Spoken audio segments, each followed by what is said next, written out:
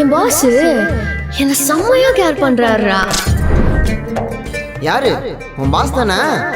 எங்க இருக்க கயல்? சேஃப்டியா இருக்கியா கயல்? இதானே கேட்பான், பேசு.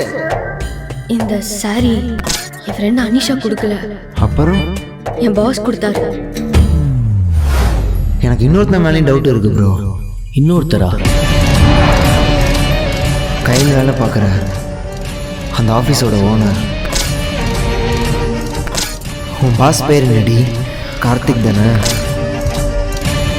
அவனால் எங்களுக்குள்ள ஏகப்பட்ட சண்டை வந்திருக்கு. படிப்பும் இல்லை, பணமும் இல்லை. எப்படி கயல்?